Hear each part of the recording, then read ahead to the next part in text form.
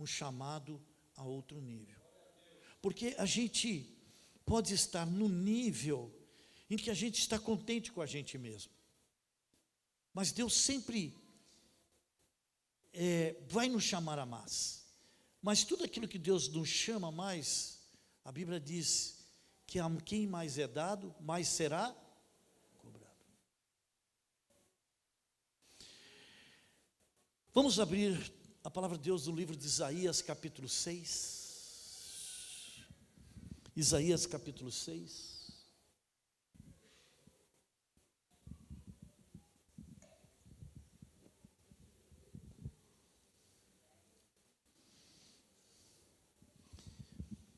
Isaías capítulo 6,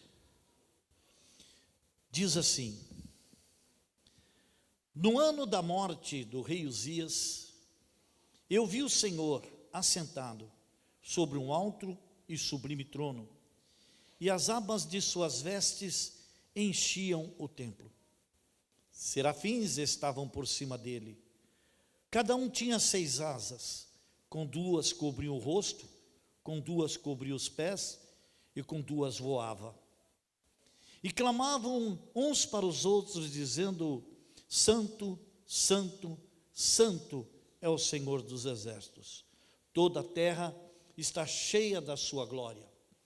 Os umbrais das portas se moveram com a voz do que clamava, e o templo se encheu de fumaça. Então eu disse: ai de mim, estou perdido, porque sou homem de lábios impuros e habito no meio de um povo de lábios impuros. E os meus olhos viram o Rei, o Senhor dos exércitos. Então um dos serafins voou para mim, trazendo na mão uma brasa viva, que havia tirado do altar com uma pinça. Com a brasa tocou a minha boca e disse: eis que esta brasa tocou os seus lábios. A sua iniquidade foi tirada e o seu pecado perdoado. Depois disso, ouvi a voz do Senhor que dizia: a quem enviarei? E quem há de ir por nós? Eu respondi: eis-me aqui, envia-me a mim. Amém. Pai, em nome de Jesus, toda glória, honra, louvor seja dada a Ti, somente Tu és digno de toda adoração. Ilumina-me, Senhor, para esta mensagem, as nossas mentes e corações, Senhor, para compreendermos a Tua palavra. Oh Deus, em nome de Jesus Cristo, fala conosco, Senhor, pelo poder do Teu Santo Espírito. Amém. Estamos falando de um homem chamado Isaías. Ele é o personagem principal deste texto. Isaías quer dizer Deus salva. Isaías, ele profetizou por volta do ano 740 até o ano 680 a.C. Ele foi profeta no tempo do rei Uzias, ele foi profeta no tempo do rei Acás, no tempo do rei Ezequias, que eram reis de Judá. Segundo a tradição judaica, ele foi cerrado ao meio pelo rei Manassés. Isso é confirmado, talvez, no livro de Hebreus, quando diz nos Heróis da Fé, que diz que muitos foram cerrados ao meio. E segundo a tradição, Isaías já em idade avançada, ele foi cerrado ao meio por causa da mensagem que pregava. Ele foi contemporâneo, ou seja, profetizou no mesmo tempo que o profeta Amós, o profeta Oséias em Israel, e também foi contemporâneo de Miqueias em Judá.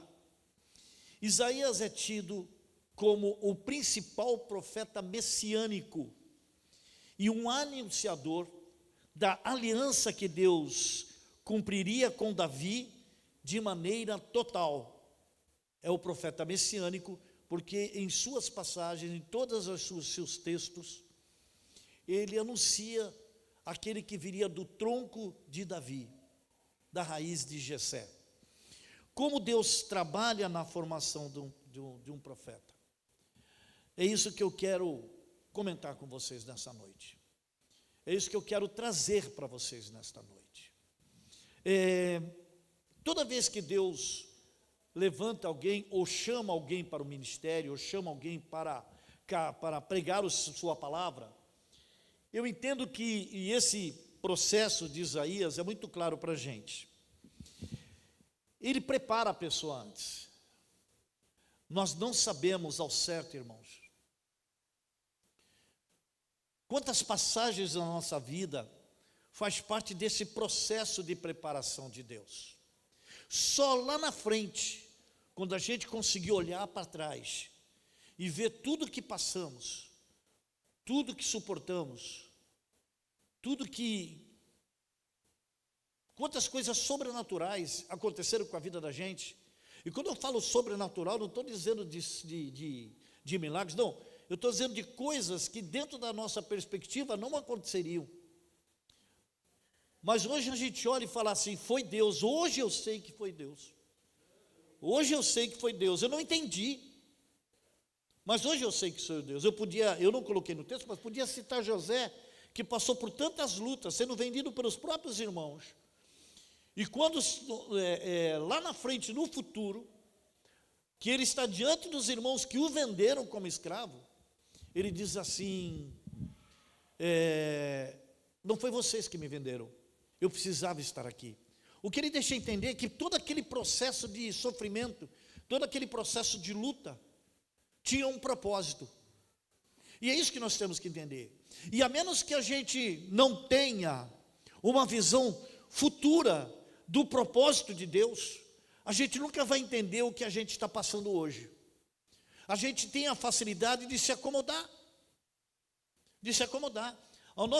Como pastores da igreja, o nosso grande desafio é fazer com que os irmãos evoluam, não só emocionalmente, não só espiritualmente, mas também financeiramente. Em todas as áreas, evoluiu no casamento, evoluiu nos seus relacionamentos, é preciso evoluir. É duro você lidar com pessoas que não evoluem, né? Não crescem, são imaturos, não conseguem ter uma perspectiva futura, vivem hoje com uma imaturidade. É difícil lidar, quando a gente percebe que a pessoa ela não evolui na sua mente, não evolui no seu coração, não evolui nas coisas de Deus, não evolui profissionalmente, não evolui, é como se fosse uma estagnação. Então, nesta visão, nesse texto que nós estamos discorrendo hoje, eu captei aqui nesse texto pelo menos 3 fases do processo de preparação sobre Isaías para o nível maior. 3 coisas. Primeiro, a visão da santidade divina, do verso 1 ao verso 5. Segundo, a dura realidade da purificação de seus pecados. E terceiro, o chamado e a resposta ao chamado. Amém? Vou repetir: a visão da santidade de Deus, a dura realidade da purificação dos seus pecados e o chamado e a resposta ao seu chamado. A palavra de Deus, para que nós possamos entender o chamado que Deus faz, quando Deus nos chama, Deus traz consigo alguns requisitos para que eles são chamados.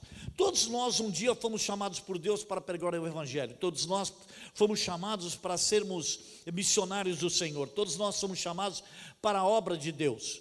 Porém, quando Paulo vai orientar Timóteo, ele está dizendo assim para Timóteo: Timóteo, escuta bem, presta atenção no que eu vou dizer. Está em 2 Timóteo capítulo 2, verso 15.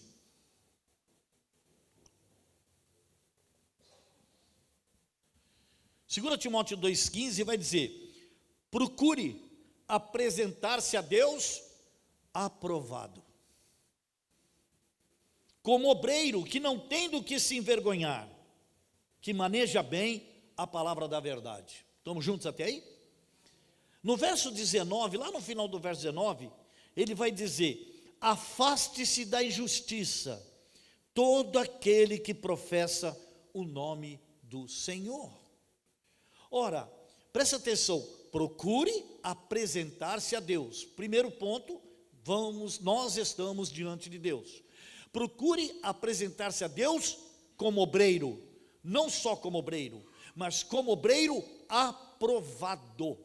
Por que eu fui aprovado? Porque eu fui provado. Está me entendendo, sim ou não? Eu fui aprovado porque eu fui provado. E não é diante dos homens. Todo obreiro não está diante dos homens. É apresentar-se a Deus como obreiro aprovado, que não tem do que se envergonhar. Está falando da vida pessoal da pessoa. Que ninguém tem acusação contra a pessoa, ninguém fala mal dela. E se fala, mentem. Então, essa é a perspectiva. E a pergunta que eu trago para você é assim. Vamos ler Isaías capítulo 1, verso 1.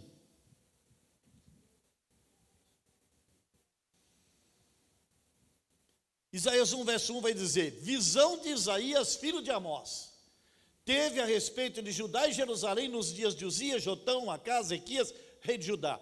Agora, Isaías capítulo 2, verso 1. Palavra que em visão veio a Isaías, filho de Amós, a respeito de Judá e Jerusalém. Percebe que Isaías tinha visão e recebia visão. No meu texto, no verso 2, presta atenção que está escrito ali: palavra que em visão. Então haviam duas coisas que Isaías tinha, ou três coisas melhor. Primeiro, Isaías era profeta. Amém ou não amém? Amém ou não amém? Usado por Deus. Amém ou não amém? Por quê? Porque ele tinha visão e recebia a palavra. Então Isaías tinha visão, era usado por Deus porque tinha visão e recebia a palavra. Uau, eu quero isso. Ou você não quer? Você imagina que você, como obreiro, você tem visões da parte de Deus e recebe palavra da parte de Deus. O que mais te falta? O que mais falta para o Vlamir? Não é disso que nós precisamos para exercer o ministério? Só que Deus tem um propósito maior na vida de Isaías. Ele quer levar Isaías a outro nível. E quando Deus quer nos levar a outro nível, nós precisamos entender que não basta só você ter visão ou ter palavra. Há coisas que precisam ser tratadas na nossa vida para Deus nos levar a outro nível. Amém ou não amém? Bom, quem era Isaías até o capítulo 6? Isaías acusava os pecados da nação, acusava o culto hipócrita, ele convida a desfrutar da graça, fala sobre o julgamento e a restauração, né? A palavra para ele veio a respeito de Judá e Jerusalém. Então ele tinha visões, ele pregava, ele profetizava. Então, para mim, ele já era chamado. Concorda comigo ou não? Para mim ele já era chamado. Mas aí é que foi meu grande desafio. Que eu comentei, conversei com a minha esposa, troquei uma ideia, ela me deu algumas direções de que Deus falou com ela, eu recebi algumas direções de Deus. Ora, se ele era profeta, chamado, recebia a palavra e recebia visões de Deus, por que Deus faz um chamado para ele de novo no capítulo 6? Por quê? Qual é a razão desse novo chamado? Qual a razão? Ele já não era chamado? Recebia a palavra, recebia visões, profetizava contra o pecado, tinha palavras, irmão Samuel, de revelação futura. Obviamente que Isaías era disponível. Obviamente que Isaías era usado. E isso seria suficiente para qualquer profeta ou obreiro do Senhor. Até já está tranquilo, porque já é ferramenta na mão de Deus. Então por que essa visão extraordinária? Por que Deus resolveu levá-lo a algo que excedia a tudo que já tinha recebido? Ele recebeu visões. Ele recebia a palavra. Mas agora Deus o leva a algo que excede a tudo aquilo que ele tinha recebido. O que Deus queria de Isaías era levar Isaías a outro nível. Segundo alguns historiadores, não é 100%, ninguém confirma, mas há uma grande perspectiva, de que o próprio Isaías era primo do rei Uzias, que morreu. Porque o texto diz que no ano em que morreu o rei Uzias, eu vi o Senhor. Uzias morreu, e agora Isaías tem uma visão.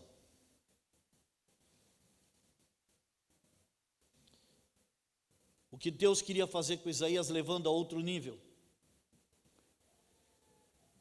Deus queria levar Isaías a visões do reino de Deus, ao ponto de que ele possa ser realmente a voz de Deus para a sua geração. Por isso, há na igreja muitas pessoas que conhecem o Evangelho, até pregam o Evangelho, mas o seu nível de compromisso com sua fé é raso, superficial ou religioso. Algumas pessoas pregam contra a religiosidade, mas se acomodam numa vida de religioso. Amam a Deus, creem em Jesus como seu filho, mas não querem dar sua vida pela sua fé. Mas pastor, eu quero experimentar esse outro nível de crescimento diante de Deus. Eu quero ser chamado por Deus para ser servo para o ministério. Então, se você quer, se você aceita, irmãos, eu estou falando para você porque tudo isso eu passei.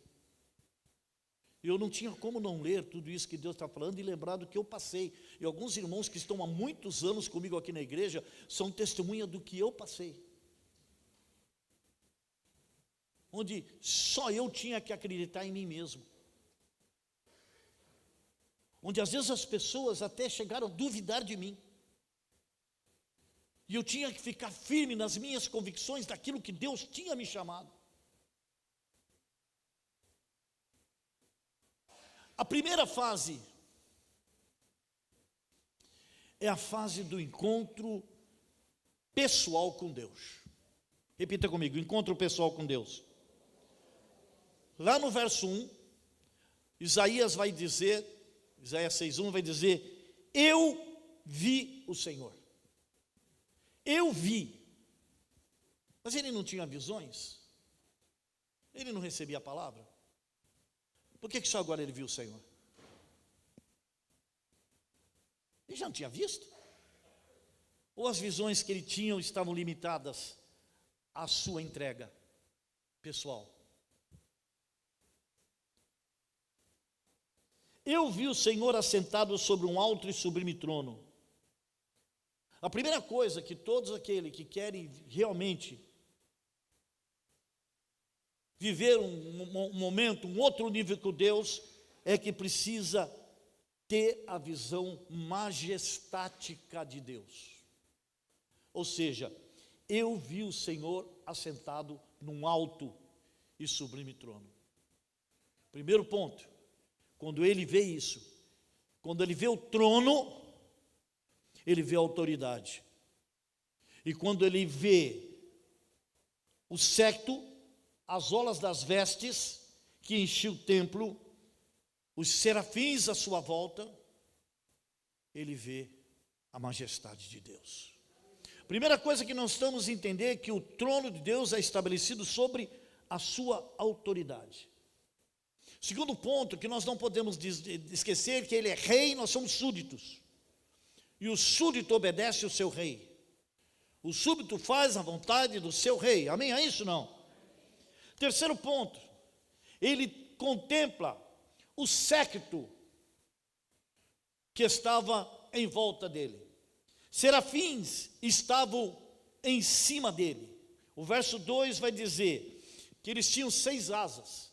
Com 2 cobriam os pés, com 2 cobriam rostos, e com 2 voavam. E clamavam: Santo, Santo, Santo é o Senhor. Pode dizer amém a isso? Não fui assim. Não é minha essa palavra que eu vou dizer. Eu vi um pastor dizer, eu achei muito interessante, então eu estou trazendo para cá. A Bíblia não diz que Deus é misericordioso, misericordioso, misericordioso. A Bíblia também não diz que Deus é justo, Deus é justo, Deus é justo. A Bíblia não diz também que Deus é poderoso, poderoso, poderoso. Mas a Bíblia diz que Ele é santo, santo, santo. Esse superlativo mostra que o atributo principal de Deus é a santidade. É a santidade. Agora, preste atenção ainda no texto. Quando ele tem esse encontro, ele passa para a segunda fase, que é a fase da contrição. Então, na primeira fase é o encontro com o trono.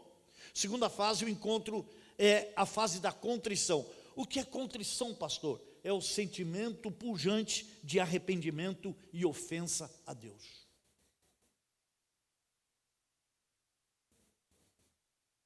Então aquele profeta que antes dizia: ai de ti, ai de ti, ai de ti. Quando ele tem um encontro com Deus, ele não está ligando porque ele dizia dos outros. Agora ele tem um olho voltado para si. E em vez de se dizer: ai deste povo, ai do rei, ai de todo mundo, ai disso, ai da igreja, ai do pastor, ai da liderança, ai disso, ai daquilo, ele diz: ai de mim. E ele diz, por que ele diz ai de mim? Porque a presença da majestade santa de Deus nos leva ou nos traz uma convicção da nossa miserabilidade, desgraçada posição diante de um Deus tão poderosamente santo, santo, santo.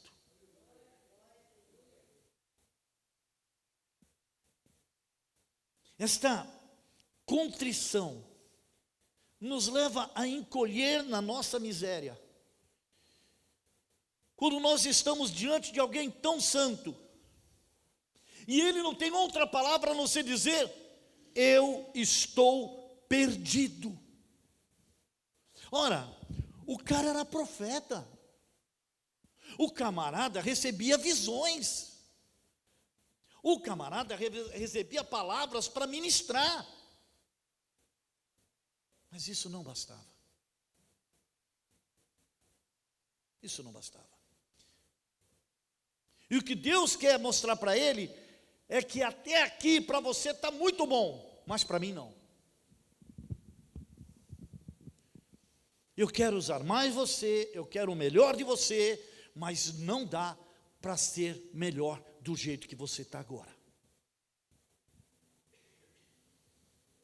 Ora, se ele depara com a majestade de Deus e ele diz: estou perdido, ele está dizendo, em outra versão vai dizer: eu vou morrer. Porque a santidade de Deus é tão grande, que diante de Deus, a gente vê como a gente é tão miserável, tão pequeno e tão necessitado. Homem que tem visões, receber a palavra de Deus, pode dizer que está perdido? Se era tão usado por Deus? Ele confessa: sou um homem de lábios impuros. Sou um povo de lábios impuros. Em outras palavras, eu falo um monte de bobagem. Eu falo o que me vem na cabeça. Eu sou muito bom para dizer ai de vocês.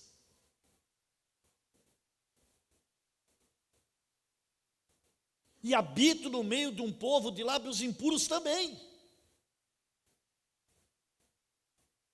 E preste atenção, irmãos, isso aqui não tem a ver com palavrão, palavras chulas, não. Tem a ver com palavras que não dignificam a Deus. Tem a ver com palavras que levam a rebeldia contra Deus. Tem a ver com palavras que levam à idolatria. Tem a ver com palavras que o afastam de Deus. E ele, que antes dizia, ou parecia ser, melhor do que os outros, agora ele diz: cara, eu sou igual a esses caras, velho. Eu sou tão errado como eles. Eu peco como eles. Eu ando no meio deles. Acuso a culpa deles, mas eu também sou igual. E diz a palavra de Deus que ele diz: eu vou morrer. Eu vi o rei. Eu vi o rei. O Senhor dos exércitos. Você sabe por que ele foi tomado pelo medo, irmãos? Porque a Bíblia diz que a fumaça preenchia todo o local. Havia os serafins, o trono e serafins, a glória do Senhor, eles gritando: santo, santo, santo, mas o ambiente está cheio de fumaça. E todas as vezes que a palavra de Deus fala em fumaça, ela está falando de sacrifício e juízo.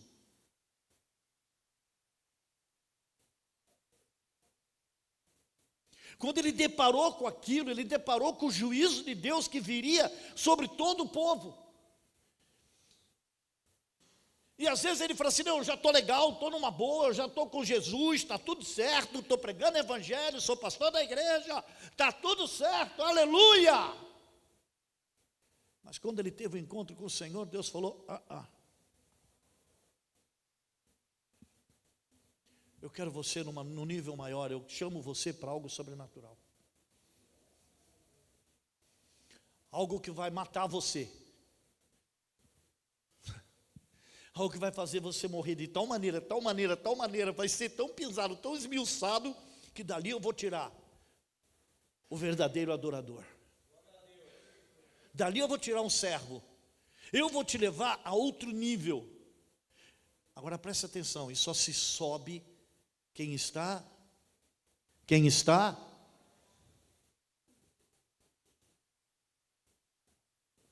Só sobe quem está? Terceira fase. A fase da santificação. Primeira fase, a visão, o encontro. Segunda fase, a contrição. A terceira fase, a santificação, a redenção, o resgate. Amém a isso? Não? Diz a palavra que um dos serafins, presta atenção, irmãos, presta atenção, não sei quantos tinham, mas eram demais. Agora deixa eu dizer uma coisa para você. Todos eles diziam o quê? Vamos fazer melhor? Faz de conta que nós somos os serafins. Vamos lá, todos eles diziam o quê? Dá para melhorar? 1, 2, 3. Dá para melhorar? 1, 2, 3. Agora percebe que diz a palavra que diante da voz do que clamava, não das vozes, da voz. Da voz. Eram vários serafins, mas eles falavam com uma só voz. Como uma só voz. Todos eles falavam, mas quase igual nós falamos agora, todos a uma só voz. E diz que, lá no verso 3, e clamavam uns para os outros, dizendo: Santo, Santo, Santo é o Senhor dos exércitos, toda a terra está cheia da sua glória. Os umbrais das portas se moveram com a voz do que clamava, e o templo se encheu de fumaça. Ou seja, o juízo está chegando. E eu disse: ai de mim, ai de mim, sou pecador, tenho lábios impuros e moro no meio de um povo de impuros lábios. Então diz a palavra no verso 6, que um dos serafins voou para mim, trazendo na mão uma brasa viva que havia tirado do altar com uma pinça. Algumas versões vai estar com uma tenaz.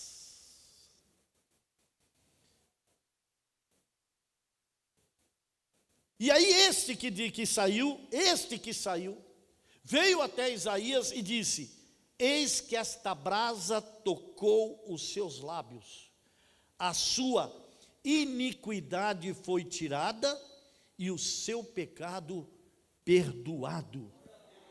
E aqui gerou um bate-papo legal com a minha querida esposa. Mas o pecado e a iniquidade não é a mesma coisa? Como é que o pecado foi perdoado e a iniquidade foi tirada? A iniquidade foi tirada e o pecado perdoado. O pecado foi perdoado e a iniquidade tirada. E tirada a iniquidade foi perdoado o pecado. Mas não é a mesma coisa? Não.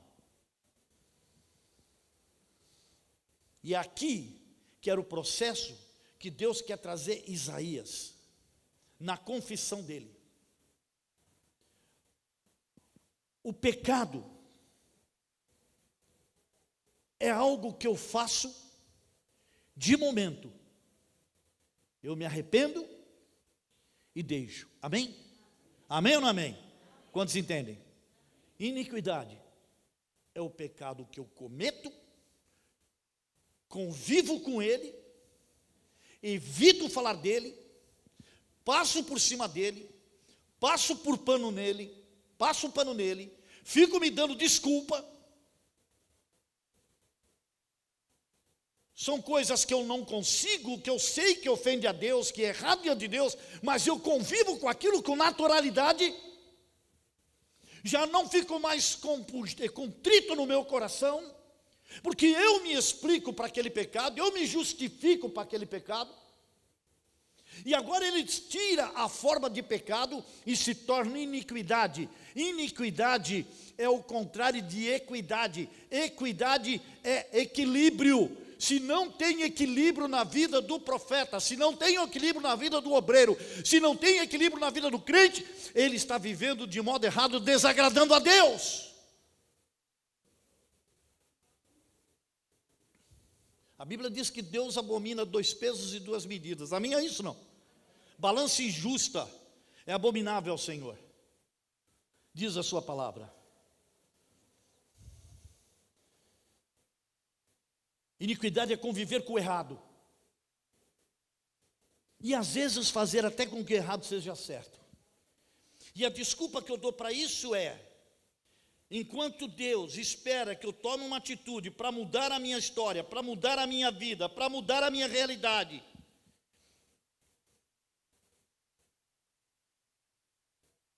eu até fico me justificando, dizendo: Deus sabe das minhas possibilidades, Deus sabe que não dá, Deus sabe que... Por quê? Porque eu não quero tomar atitude nenhuma que vá me trazer prejuízo, eu não quero tomar atitude nenhuma que vai fazer eu renunciar a nada. E eu vou convivendo com a iniquidade como se fosse uma coisa normal. Vícios na vida, atitudes erradas que trazem as suas consequências, e eu tenho que conviver com isso como se fosse... E procuro conviver com isso como se fosse alguma coisa natural, como se Deus fosse passar por cima disso. Vícios, condutas, temos dificuldades para deixar, por uma série de fatores que pode gerar prejuízo financeiro, emocional. E para não enfrentarmos as consequências, convivemos com aquilo como se não nos afetasse. Conviver com a iniquidade é viver em pecado. Vou repetir. Conviver com a iniquidade é o que a Bíblia diz, viver em pecado. A questão não são os pecados fáceis. Eu falei, deixei escapar. Falei um palavrão, deixei escapar. Me mirei, deixei escapar. Briguei com a minha mulher. Mas e os pecados ocultos que só você sabe? E os pecados ocultos que você guarda na sua mente, que te atormenta, que realmente você sofre por causa deles, mas sofre porque você tem medo de tomar uma atitude para mudar essa história. Às vezes nós damos mais valor para a consequência do que para o chamado de Deus. E aí, irmão,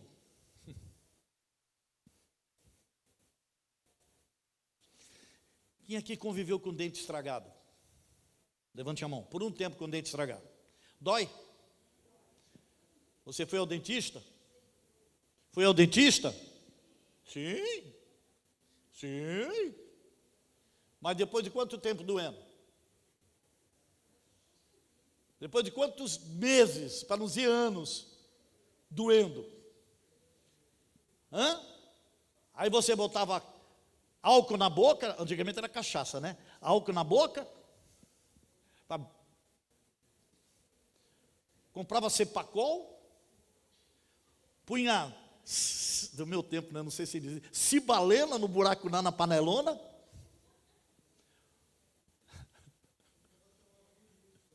minuto, tinha até minuto para colocar no dente, e aí foi convivendo com aquilo, convivia.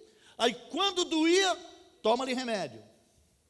Aí quando Deus pesa o pecado, que percebe que cai sobre seus ombros, você chora, eu vou mudar, eu vou tomar atitude, eu vou resolver, eu vou fazer, mas passa a dor, continua o dente.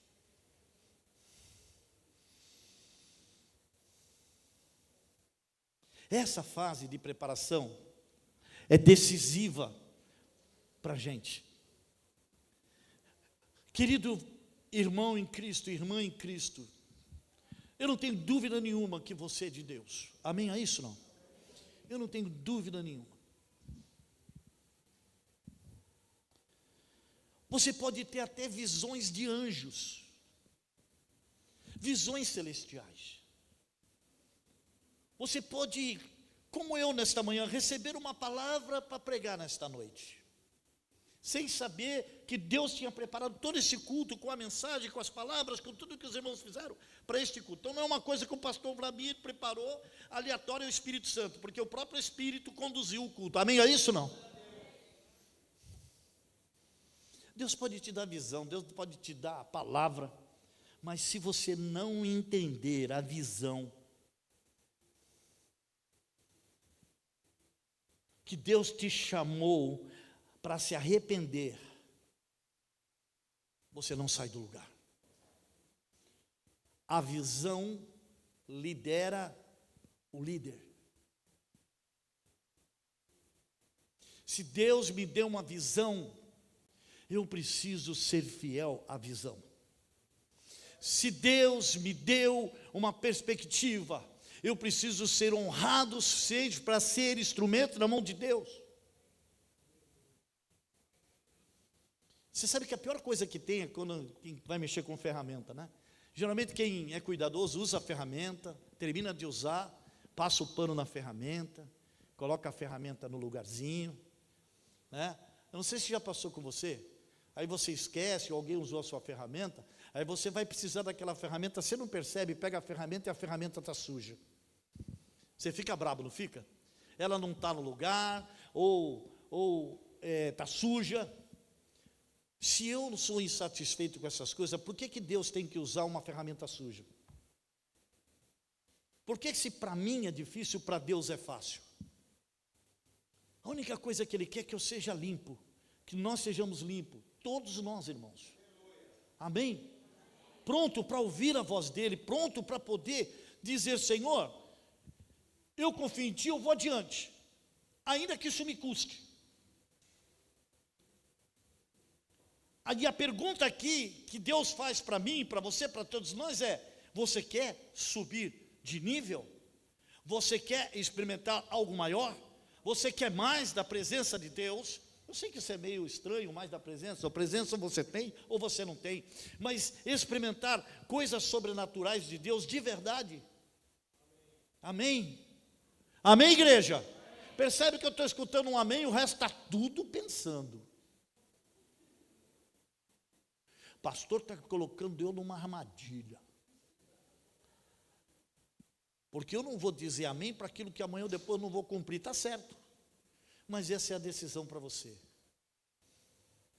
Quando você quer fazer as coisas para um Deus que é totalmente santo, Ele tem um conselho para você: sede santo porque eu sou santo.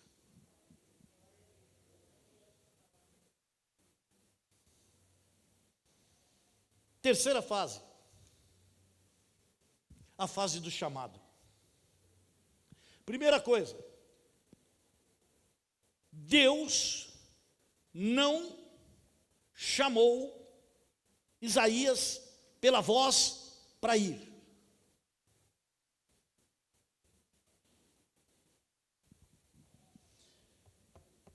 Deus não chamou. Quem enviarei? É como se ele dissesse: quem está pronto para isso? Quem está disponível para pagar o preço? Obviamente Deus conhecia Isaías, pois levou Isaías até isso. Mas o chamado é geral, mas a decisão é pessoal.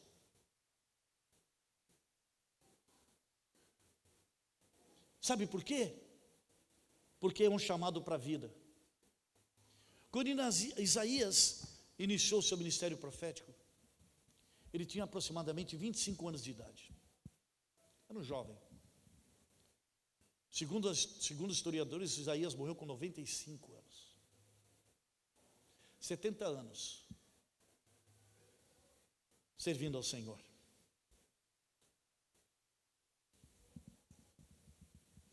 A palavra de Deus diz assim, que o obreiro tem que apresentar-se a Deus aprovado. Quando ele fala de diáconos e pastores e líderes, ele fala: você quer ser pastor, você quer ser evangelista, você quer ser mestre, você quer ser... excelente coisa deseja, mas é necessário que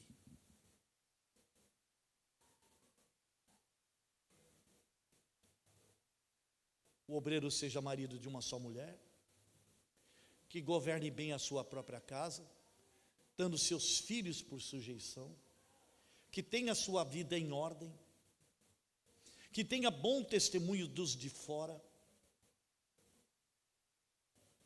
porque de dentro é fácil, mas o testemunho do vizinho, porque o que eu tenho que pregar, a minha mulher vai me ouvir, porque é obrigada. É verdade, ou não? Ela está aqui, ela congrega comigo. Você me ouve aqui, de certa forma, você é obrigado. Porque você congrega aqui, tem dia que a palavra está maravilha, tem dia que não está tão bom, tem dia que fala contigo, tem dia que não fala contigo. Mas acima do testemunho, acima das mensagens que pregamos, tem algo chamado testemunho. E a menos que o testemunho do líder, do pastor, seja impecável, ninguém vai ouvir. Eu não estou dizendo que toda a igreja espera que o pregador seja, que o pastor seja perfeito, mas que ele tenha testemunho, que ele tenha uma boa palavra, mas que ele tenha uma vida com Deus, uma vida reta diante de Deus, que ele não deva nada para ninguém, que ele não tenha um nome no SPC, que se ele fala de oferta, ele tem que ofertar, se ele fala de dízimo, ele tem que ser dizimista, se ele fala de santidade, ele tem que ser pego buscando a santidade. Está me entendendo, sim ou não?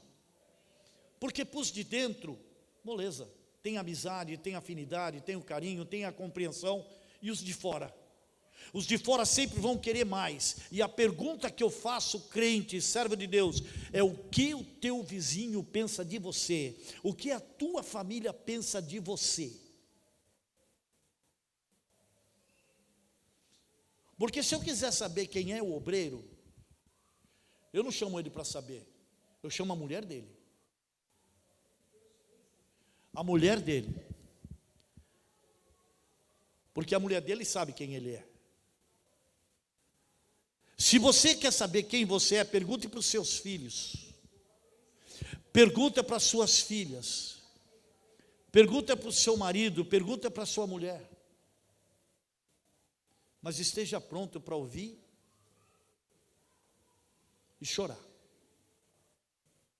O que seus primos, seus pais, seus parentes pensam de você. O que o seu vizinho da frente, de trás, pensa do seu testemunho. Quando Deus quer nos levar, ninguém é perfeito, amém, irmãos? Mas a palavra de Deus: vede prudentemente como andais, não como loucos. Louco para quem? Para eles? Não, porque o julgamento do mundo é que vai dizer isso da gente. Eu comentei com o vizinho que eu estava com vontade de vender minha casa. E o vizinho falou para mim: faz isso não, pastor. Tem tanta pouca gente boa aqui. Eu dei glória a Deus, sabe, irmãos? Eu dei glória a Deus. Eu dei graças a Deus. Porque eles são crentes ou não crentes. Tem de tudo quanto é religião ali. Mas tenho amizade com todos. E todos me respeitam como pastor. A mim, minha esposa. Quando as pessoas conseguem dar uma boa tarde para a Sandra, é um milagre. Porque a Sandra não fica na rua, não fica na casa de ninguém. Eu tenho aqui a vizinha aqui, ó, que está congregando conosco. Eu tenho aqui a vizinha que congrega conosco. Eu tenho o Moisés e a Aline que congrega com a gente. E às vezes a gente é tentado para tomar atitudes que realmente são carnais e que vai envergonhar o Evangelho, mas a gente se cala por amor a Cristo e sofre a agressão, a ofensa calado.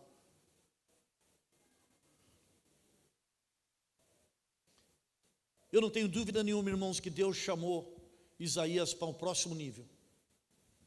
Mas uma reflexão pessoal, muito íntima, foi preciso fazer. E quando ele teve esse encontro de verdade com Jesus, de verdade com o trono de Deus, com a autoridade de Deus, e percebeu que o trono de Deus é estabelecido em cima de autoridade, ele disse: ai de mim, ai de mim. É como se ele dissesse: olha, Deus me usa, eu estou sendo usado, sou profeta, está tudo certo, eu tenho uma palavra boa, mas miserável homem que eu sou.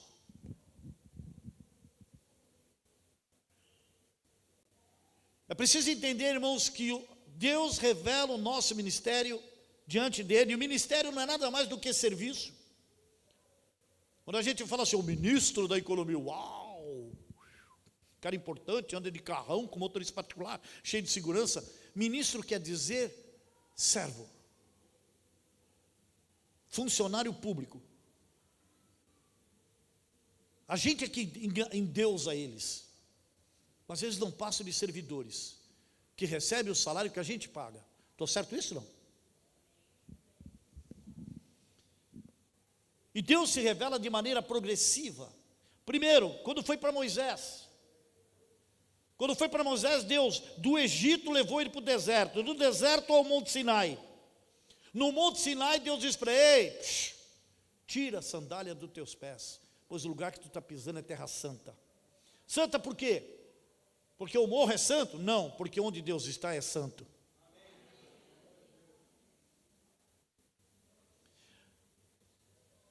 Deus chamou Abraão. de Ur dos Caldeus ao deserto, do deserto até a disposição de sacrificar o próprio filho, do altar do sacrifício até se tornar o pai da fé de todos aqueles que creem. Amém, irmãos? Deus chamou Davi, tirou Davi do deserto, atrás das ovelhas, até Golias. De Golias levou ele ao reino, do reino levou até a glória de ser ancestral de Jesus. E os apóstolos? Do convite ao discipulado, do chamado ao discipulado, do discipulado até ser perseguido, da perseguição ao sofrimento, de ver o mestre crucificado, do sofrimento de ver o mestre crucificado, ver o mestre ressurreto, de ver o mestre ressurreto até ser perseguido, até o Pentecostes, do Pentecostes até ser perseguido e morrerem por amor a Cristo. Esse é o próximo nível. Jesus disse muita coisa. Às vezes a gente quer tanta coisa de Deus, mas Jesus chegou para aqueles apóstolos e disse: muita coisa eu ainda tenho para dizer, mas vocês não podem suportar. Vocês precisam estar em outro nível. Em outro nível. O apóstolo Paulo, ele recebe uma visão de Deus e ele não tem coragem de falar para ninguém. Por quê? Por causa do nível das revelações que ele recebeu. Ele precisava ter muito cuidado, porque o nível da revelação que ele recebeu de Deus podiam tê-lo como soberbo.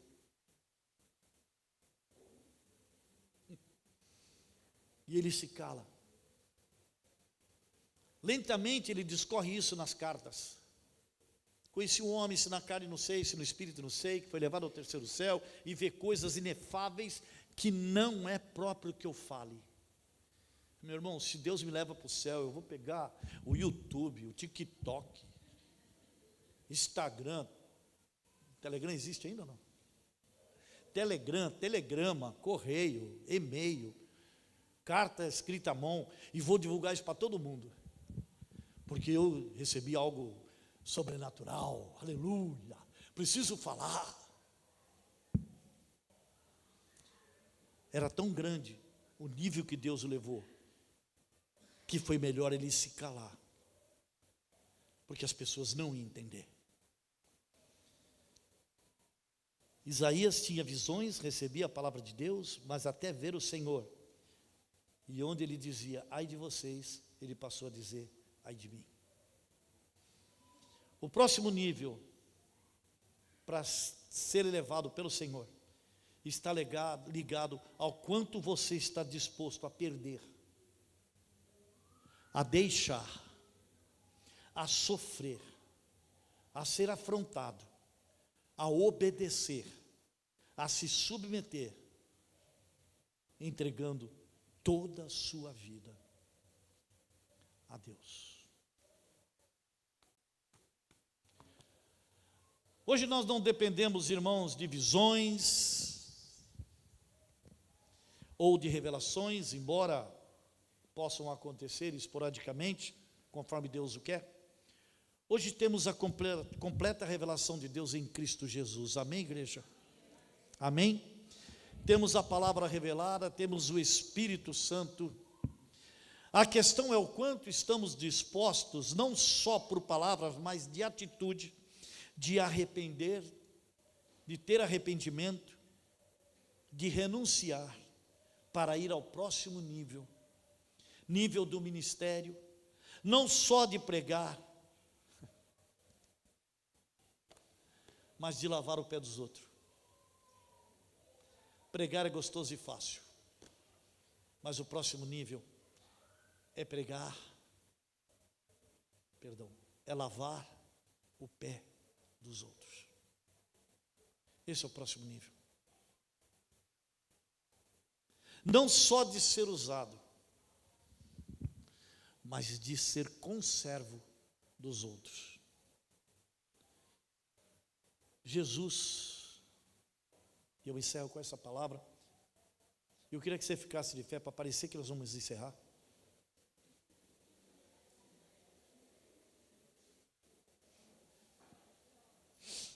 Escutei um pastor falar isso, eu falei também. Eu vi um pastor que falou assim: eu fiz isso com os irmãos gostaram. Eu falei com o pastor assim, chamou o grupo de louvor e falou assim: dá um dó maior aí para mim. Aí o cara chegou e deu dó maior. Aí ele falou assim: cara, eu sempre quis fazer isso, eu não sei cantar, não sei tocar, não sei nada, mas eu sempre quis fazer isso. Eu vi os outros fazerem, achei legal. Sabe Jesus? Jesus em Mateus 26, 39, disse algo ao Deus Pai, porque ele estava indo para a ascensão ao próximo nível, que era a crucificação. Ele disse: não seja feita a minha vontade, mas a tua vontade. Não seja feita a minha vontade, mas a tua vontade. Amém, igreja? Amém? Se você quer ser usado por Deus num nível maior do que até hoje você tem conseguido ser usado, entenda isso. Tenha um encontro com Ele, sobrenatural. Busque a Deus nas orações, no jejum, de maneira profunda. Busque a Deus. Esteja pronto. Porque onde a gente pensa que dá, que nós já estamos tranquilos, que eu já sou um filho de Deus, Deus vai dizer: você tem que subir um pouco mais. E eu quero te levar a esse próximo nível. Terceiro ponto: esteja pronto para renunciar. Esteja pronto para renunciar. Esteja pronto para abrir mão. Sabe, uma vez eu estava tão indignado com tanta injustiça e incompreensão que eu passei. Só minha mulher sabe disso. Eu chorava, cara, chorava sozinho. E eu disse para Deus: Deus, eu não quero mais. Se eu não sou pastor dessa igreja, é mentira.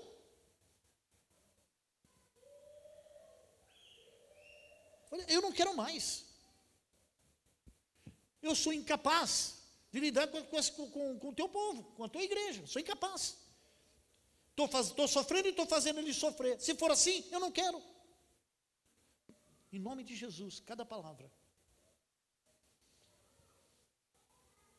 Cada palavra. Aí sabe o que Deus falou para mim? Sabe o quê? Nada. Nada. E eu entendi que quem cala consente. Eu falei: o Senhor tem poder para me tirar, só não me tira a salvação. Eu não sou dono de igreja, não tenho igreja, não quero. A igreja não é minha, nada aqui é meu, nenhum desse patrimônio é meu, nada é meu. Eu só não quero perder a minha salvação, não quero perder a minha esposa, não quero perder meus filhos, que foi o que o Senhor realmente me deu para cuidar. E Deus não respondeu a mim. Sabe o que ele pensou? Isso é coisa de menino chorão. Está chorando, chorando, dizendo que não aguenta mais? Aguenta sim. Ele aguenta. Ele aguenta. Amém, irmãos? Amém? Por favor, irmãos, entendam. Aqui não é melhor do que aí, nem aí é melhor do que aqui. Aqui o peso é maior do que aí. Porque vocês podem dizer: não, se o pastor mentiu, ele dará conta com Deus. Mas eu tenho que dizer: eu não posso mentir, porque senão eu dou conta com Deus. Eu não posso ser falso, porque eu dou conta com Deus. Amém, irmãos? Amém, irmãos? Deus quer te levar a um próximo nível. Eu quero, irmãos, honestamente, eu quero o próximo nível. O próximo nível dos apóstolos foi morrer por amor a Cristo. Muitos irmãos deixaram tudo para ir embora para missões. Quando Deus quer nos levar a algo, sempre vai nos custar alguma coisa. Em primeiro lugar, o nosso orgulho. Porque Jesus disse que aquele que quiser ser o maior, terá que ser servo de todos. Amém? Amém? Vamos orar.